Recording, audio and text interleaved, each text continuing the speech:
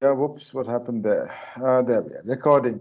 Hi, welcome to another episode of Conversations with the Pioneer with me, Kushan Mitra. Today we have Martin Schwenk, the Managing Director and Chief Executive Officer of Mercedes-Benz India. So, Martin, how has the lockdown been for you? I believe you were in Europe until very recently. Yeah, I mean, many months of lockdown, I was sitting here in Pune. Also, then when we could reopen with Unlock 1.0 and Unlock 2.0. But then in September, I took like 4, 6 weeks back to Europe to look after my family there. And now I'm back. I'm currently in self-quarantine. And looking forward to this to end, which is on Thursday. Yeah, so I'm okay. Thanks. Well, you took a long flight back. If you can look at my hair, I've not even had the bravery to go into a salon and get a haircut and a trim because I'm a bit scared of going to getting one of those done. I cut myself. If I can give you advice, yeah, I do it myself. Yeah, then there is no such problem. Well, I tried it myself at the start and I didn't really, anyway, it doesn't look good on me with such a short haircut. Um, it's been a very strange time for car makers, not just, of course, the mass market car makers, but also luxury car makers. We lost all of April and the first half of May. Um, how has the recovery been for Mercedes and the luxury car market in India overall? Well, I think we have seen quite a recovery now coming back from May to June to July. And in August, every month we could significantly increase our numbers. And if I think of our September numbers, they actually are quite okay. We are not on a pre-COVID situation overall, but we get into the area of, say, maybe 70-80% of our pre-COVID volumes. And that is a good sign because it gives us momentum now also for the festive season. So I would think we have been quite successful in that to come back. And we see there is pent-up demand in the market that is now coming back. We see the more stable situation, at least when it comes to the unlock conditions, is definitely helping. So gradually we growing back, and I think it's quite okay. I mean, the overall market, you see the numbers. It seems to be that the entry car segment is a little stronger in terms of recovery than the luxury segment. But I mean, that's hard to judge at the moment, finally. So things are getting back to normal, and you're of course you're launching several new cars. You just had the GLE 53 AMG. I recently, among several others, drove the EQC, India's first luxury electric vehicle. It's a very bold statement to launch the EQC in India. Why did you decide to launch what is going to be a very expensive vehicle in the country?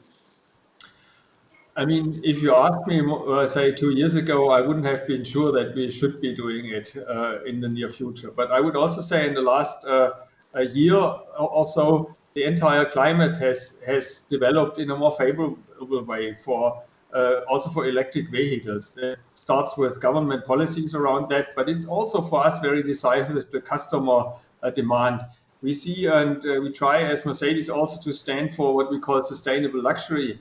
We see more and more customers being quite well aware of the needs of the time, which is on the one hand, say electrification, it goes pollution, it's sustainability as such, and we get more questions and interest from the customers than we might have had 1 or 2 years ago along these lines. So I clearly see a tendency which supports our ideas of bringing in the first luxury electric vehicle. And I can see for us then how that will develop. For us, it's important also to see how it develops, how is the reception in the market, what's the customer reaction, what's the feedback. I can say the press feedback was quite strong. We had very positive feedback so far, also from the drive events we had recently. So I'm curious to see what the consumer will say, what our customers will say, and it will then also influence our strategy going forward. Well, my feedback was that the car is extremely silent, and I know that now, of course, like in most Mercedes, it has excellent NVH, but even when you stand outside the car, you can't hear a thing. So yeah, it was very very quiet. It's very eerie for somebody, for me, because um, when I took it down the track at ICAT at Manesar, it went very fast, and because it was a test track, you could drive fast. For me, I have always equated speed with noise. Yeah, yeah, yeah. Not, I mean, driving inside a city, you can say you can be quiet, but when you're going at, 150, 160 kilometers an hour, you expect uh, engine noise. And, with Mercedes, you expect AMG noise. And there was no noise in this car. So it was, even when going fast. So that was, I think, the more, I would say I'm a bit old fashioned. So disconcerting for me, Yeah, I but guess. it's like these things, we get used to that. We will get used to some of these characteristics. Like we will get used to the characteristic of being very sporty and very quickly accelerating. So the driving behavior of the car itself is also surprising a lot of people when they see it and they think, oh, that's a nice looking car. They sit in and they say, wow, I didn't expect that. Yeah, so the entire characteristics are obviously as you would expect it from a luxury SUV. And on the one hand, it's the noise reduction. On the other hand, it is also a sportiness which is inherent to the concept, and that what we have also implemented here on the EQC. So I think old-fashioned, yes. On the other hand, I also think we will, not everyone has to buy one, and we will see that things are developing. Yeah, so I mean, if you're so old-fashioned, I would never have thought I can live without a keyboard on my cell phone. Now I'm dealing with everyone with keyboardless cell phones. Yeah, so I mean, things develop and it becomes normal. So I think, and we want to be at the forefront of what's developing. So we put a lot of efforts in. So whilst the framework is conducive, we have customer demand. We also have the aspiration to be leading the pack here to some extent, and that's really what motivates us on top to say, let's show what's possible now. Martin, of course, your launch schedule for 2020 was affected by the coronavirus. I'm sure we have. I mean, you showcase products like the A-Class sedan in at the Auto Expo where we met last. Uh, uh, can you give us some update about how Mercedes has sort of managed the launch schedule? Have you put off any launches from 2020 to 2021 because of parts and because things like that? Have you had to make any delays or adjustments to your plans? I mean, obviously, the entire COVID pandemic situation is a huge spanner in the works. Yeah, I mean, it really causes a lot of issues. Whilst I think, generally speaking, the supply situation did stabilize relatively well. We, as a mostly CKD producing market, we could, on the one hand, benefit of the inventories we still had, and then obviously with the demand being drastically reduced, it's also possible then to set back the supply chains. Overall, supply chains in the auto industry are anyways, I think, very well organized. So we didn't really have too many supply issues. But of course, if factories in the world are closing, so the EQC was supposed to launch in April, so it happens now in October. Yeah, so factories being closed and then markets being closed, so you have ripple effects which go then through. On the other hand, we wanted to come quickly and earlier with our A sedan and also with the GLA, and we have also substantial delays there, just because of the complexities in the network and also the restrictions we have. For some of our activities, we need specialists from outside of the country. And as you are aware, the international travel restrictions really put also some pressure here on us. So we're seeing slowly but surely their movement, but it really puts us into some dilemma there. And we're still working on the final schedules, but it is unavoidable that we had and have delays specifically on these products as well. And how have Mercedes-Benz been supporting their dealers? Because several dealers were badly affected. Some not due to any, because they had capital requirements and working capital requirements. So how are you working with your dealers to support them? I think this question was very necessary, specifically in the time frame April and May, where basically no business did happen, and that's the moment where, on the one hand, we made sure that they had, from our side, no outstandings. We brought in a lot of cash to them as well and accelerated everything we needed and could do in order to provide them with cash. We also had our financial services group, Daimler Financial Services, to allow for extended payment terms, along with what the RBI did also stipulate. So we did a lot in terms of cash and cash management. And I think what we did very strongly is staying in permanent contact with the dealers to figure out what we can do and what we need to do. On the other hand, quite frankly, the biggest what we can do at the end is you have to sell yourself out of the crisis. So it is really about how to create the momentum then to come back in selling cars. And we tried that also with our consecutive activities around launching new vehicles, and also then with our focus in helping the dealers to open up in their showrooms, their markets. We did also review the standard we are requiring. So is there something which is maybe burdening them on the cost side, which is not really customer facing and doesn't really make a big difference if we do away with this or that requirement? So overall, I think we had very good discussions with the dealers, and so far they make it quite okay through the crisis. Obviously, nobody is absolutely happy, and you will never completely be. But I have also to say, now with the last month sales, say what we saw in August and September, some optimism is also coming back on the ground and to the dealers and to their staff, so that I think we hopefully, touch wood, have seen the hardest phase now, and we're going into some kind of coming back and out of a survival mode, so to say, into ordinary business back. So I think we have done a lot, but communication is certainly one, cash is another one, and then making sure that we have the right offerings from product to financing products and so forth to re-entice customers and bring them back into the physical or virtual showrooms to really get back to business.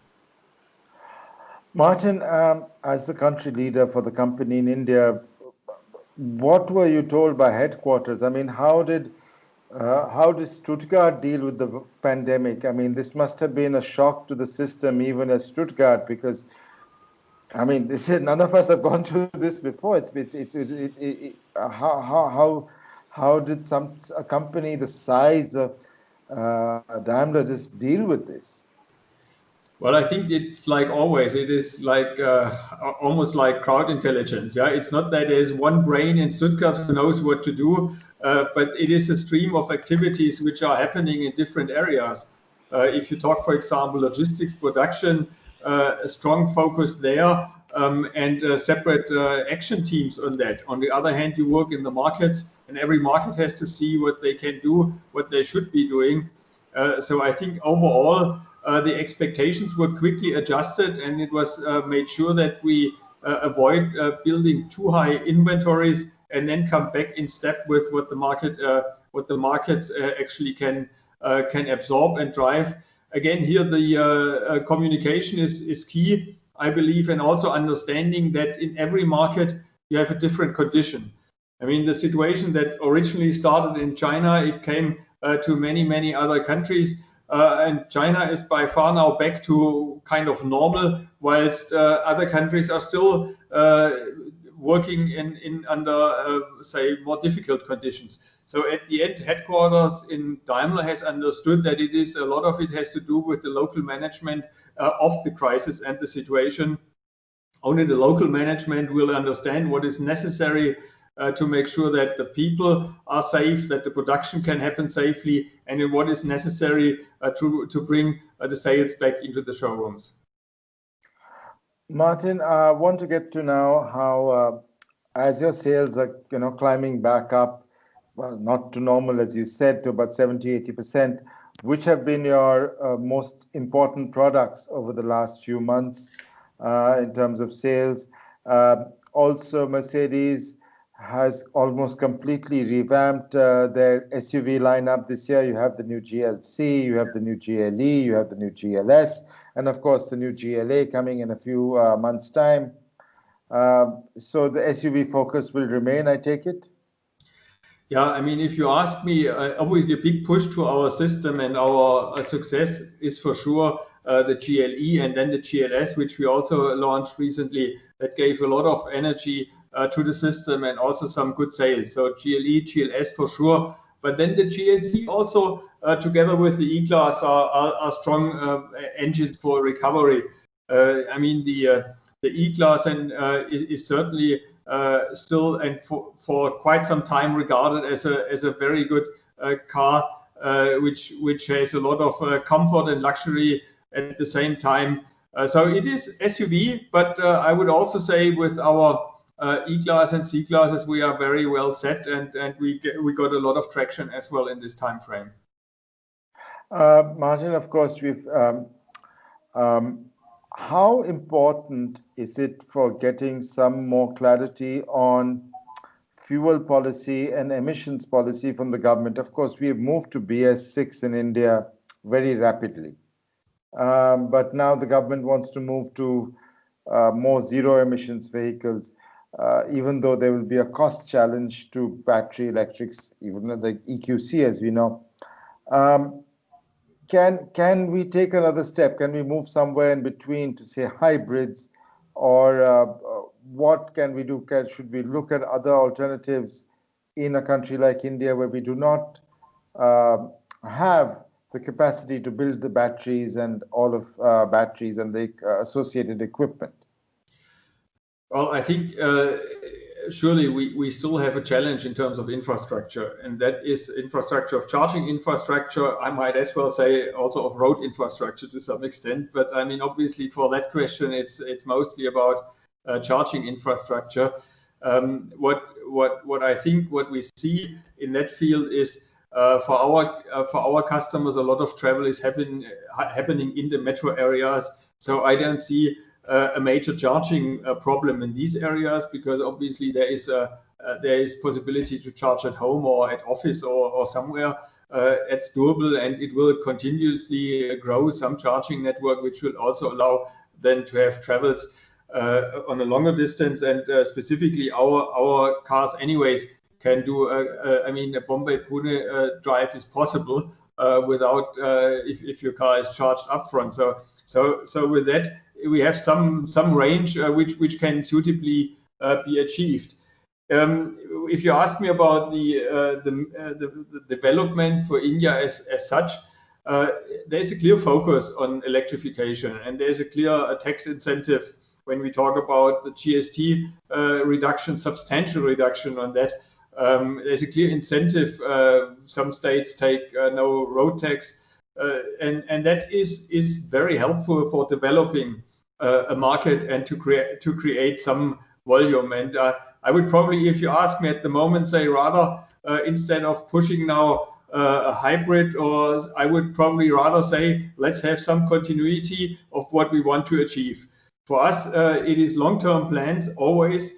And that is true for BS6 or even higher rated. I mean, our cars in the meantime, they all working on EU6D, which is obviously with the real-time monitoring another level of emissions, substantially lower in average compared to the BS6. So if we can come to a clear understanding what's the expectation is in future and have some mid and long-term roadmaps, that will always be very helpful. Whether that is then this or that technology is not the major concern, because I think from our perspective, we can accommodate, at least as Mercedes, we have a big set of available products which we can introduce to India, but it requires then that we have some stability in terms of regulations. And that's why I would want to swing back to the electrification. We try now to open the market for luxury car segment with the EQC. And we have, at the end, we'll have 10, 12 different products in the next few years, which Daimler is offering. And for us to bring them to India, and not only to bring them, but to produce them locally as well, would depend on having a stable environment, because that's investments which take many times and many years.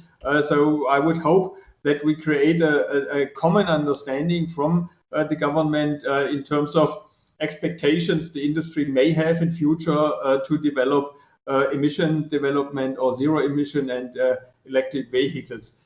If they opted to go for hybrid, that's also fine. Yeah, there is a lot of them are available at Daimler, but then we need again some kind of mid and long-term plan. We can bring the cars, and also since we obviously want to produce them locally, we need a time frame that's doable. I mean, I can bring in a car relatively quickly if it's a CBU, but in order to gain volume and to gain momentum, we should look into a local production, and then I need a time frame which gives us enough to actually then amortize all investments and actually grow the market then in that segment.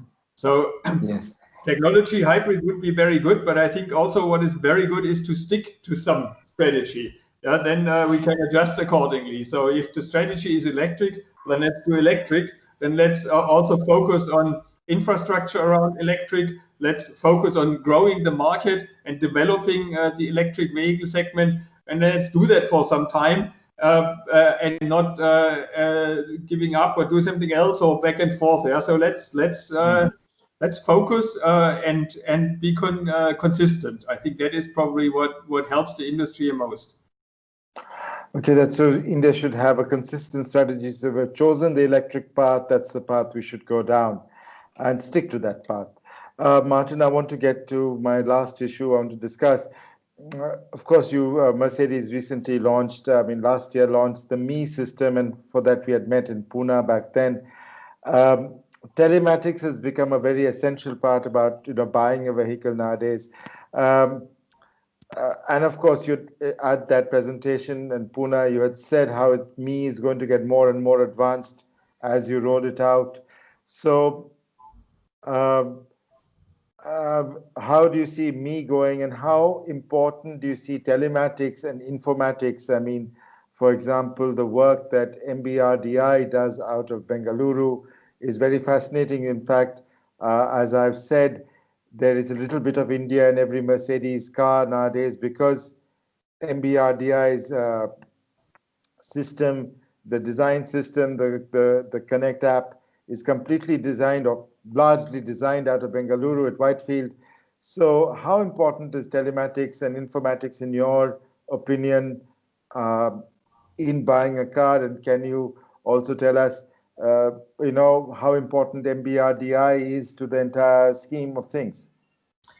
Yeah, I mean, I think it is quite clear that connectivity on connected vehicles is one of the core strategies Mercedes is pursuing, and that's also why it's exactly 1 year ago, actually, why we had the event to introduce that we do everything from connected vehicles with Mercedes Me to in future what we have now already in the new cars coming, and that we just recently launched, the MBUX, Mercedes-Benz user interaction and experience system there, which helps then the customer to have natural language recognition to interact with their car in a very intuitive way.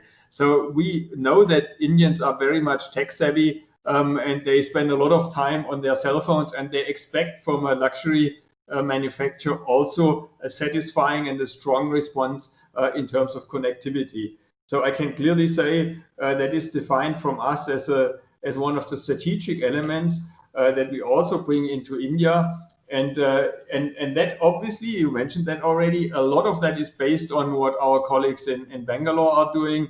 MBRDI has a large group which develops and drives the MBUX and is in that sense at the forefront of everything that is happening in connectivity for Daimler and Mercedes globally. So I can clearly say, yes, it's a strong focus, and there's a lot of India in every car, and I can see more to come on that. We are successively rolling out new features, and this will continue also with future products with more intuitive approaches and better responses on the vehicles and better integrated services. So a lot of that is still to come, but I think the first steps are taken.